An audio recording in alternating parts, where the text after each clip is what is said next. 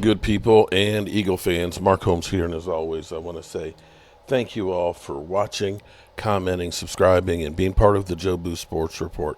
Without you guys, as well as you ladies, you know that this literally does not work. I hope everybody's having a great day. Um, you know, there's nothing wrong with making a mistake. Everybody makes mistakes. There's nobody out there that's perfect. But the thing you have to do is when you make mistakes, you have to learn from them and try to do better so that way you're not making the same mistake again.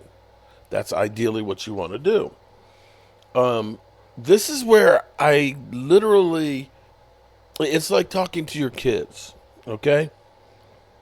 Having experienced things, you can tell your kids, hey, don't do blah, blah, blah, blah, blah, because it's going to be a problem.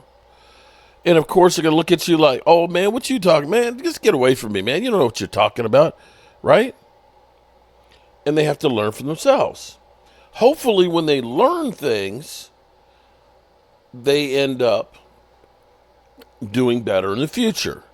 That they don't continue to do the same thing over and over again where you're like, are you just stuck on stupid? Are you just stupid that you keep doing the same stupid thing over and over again? Did mom drop you down the steps too many times or something? What is the why are you so stupid? Why are you understanding that you're doing the same thing over and over again? Cuz you're a freaking idiot. But here we are with the Dallas Cowboys. More than anything else, you know what? I understood. Here's the thing. I can understand the Cowboys' mentality last year because you could go out there and look and say, the New York Jets, they've been spending money in free agency more than anybody else, and they have the longest playoff drought. You know, they went out and said, hey, we're going to get Aaron Rodgers, a guy who's going to be headed to the Hall of Fame. They bring in a guy like Devontae Adams, okay? They've done things to try to win. And you could look and say, well, in terms of production, with those 3 years, the 12 and 5, we're right there with Kansas City. Which, mind you, when Stephen Jones says we're right there as far as wins with Kansas City, saying it's set for the playoffs, you know what that reminds you of, right? That reminds you of Micah Parsons saying, well, if you take out the 5 plays and the scoreboard, we're right there. When Micah Parsons says, guys, come to Dallas, man. You can work on your media standpoint, man. You're going to get more ads and stuff like that being one of those Cowboys. He learned that from the Joneses. This is Stephen and Jerry Jones verbatim. This is what they do. It's what they do. If it was about winning, you would be upset right now and saying, my God, we can't have this happen again, bro. What did we do wrong and how do we fix it? How do we fix this? We hear Stephen Jones say things like, player acquisition. It's a 365-day-a-year job, and we're always looking to get better because, you got to trust the process. Okay. All right. So here's my thing. I have said over and over and over again, probably moving on from, I don't care which way you go. Keeping Mike McCarthy and Mike Zimmer has its benefits because at least the players are familiar with what you do, right? You've been able to evaluate the players. You know the ones that you feel like these are guys we can build around. Those guys have learned the system. I also understand that maybe getting a new set of coaches will bring you maybe a better defense or a better offensive plan, a different philosophy. Maybe it's more modern. Maybe it puts the players more on notice where they're not comfortable and they're having to work harder to impress the coaching staff. I'm okay with either one. But here's where it gets to be crazy to me is Shout out to John Machado, who, when Stephen Jones was asked on, uh, I guess that's San Antonio Sports Star, about how soon he and Jerry Jones will make a decision about the team's head coaching position. Now understand, it's not just the head coaching position. It's the coordinators, or coordinator, because that's also Mike McCarthy. But it's also all the position coaches. It's also your head of scouting department. It's everybody. And if player acquisition is a 365-day-a-year job, and you haven't decided if you're keeping the coach or anybody else, these guys are going to be out here looking for jobs. If I'm not sure if I'm going to have a job, I'm going to be interviewing and trying to find my next thing because I ain't got no job security. I can't sit around and wait while other teams are hiring people left and right. If there's a job out there, I need to take it for my family. I can't sit here, they might bring back Mike McCarthy or, and I get rehired. No, I got to start looking right now.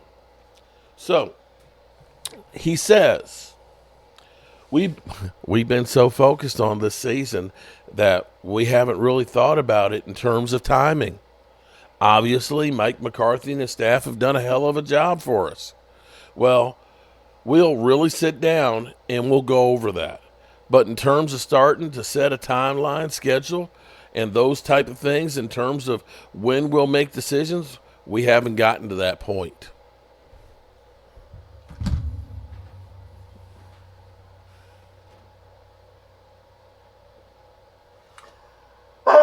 Oh, shit.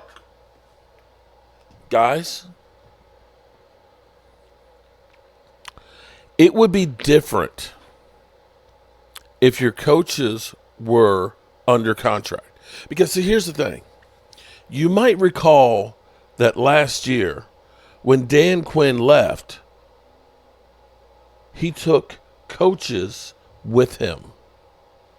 He wanted to take Al Harris, which I have to think Al Harris will be a hot commodity out there. I don't know what it is that Al Harris has been doing with the secondary, but Diggs, after Al Harris got here in 2021, became an absolute stud. Deron Bland, fifth round pick, became a stud, got more pick sixes than anybody else. The other guy that got injured with the knee, the journeyman, that dude was balling.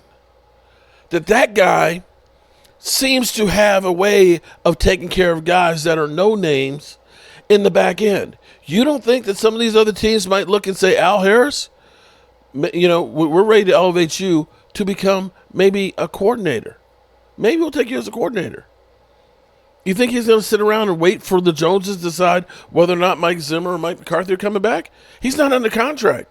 He can go to Dan Quinn if he wants. He can go anywhere he wants. And I don't think that you're going to necessarily find somebody who's doing those kind of things with these players. And that's what the Joneses are risking by sitting around waiting. That's what drives me crazy about these guys more than anything else, is this laissez-faire thing about making decisions. You see Chicago, they got another game left to go. The body isn't even cold yet. And, they're already looking and saying, hey, we'd like to talk to Mike McCarthy, or at least they were rumored to do, and Cliff Kingsbury. They're thinking about who's going to be the next guy. They've already decided. We're moving on. What can we do to start getting this thing together? And you're just going to sit around and wait and think this is free agency all over again. It's toaster leavings.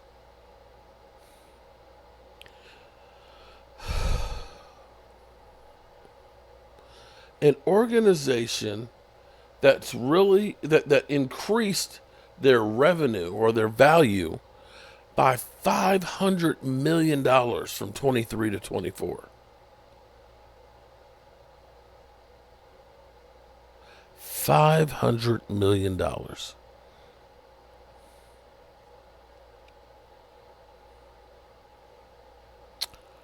is too cheap to just get somebody to handle the football operations. Why? It's different when you had Jimmy Johnson here. Jimmy Johnson would say, "Take your ass off my field, Jerry. I got this. You go make some money."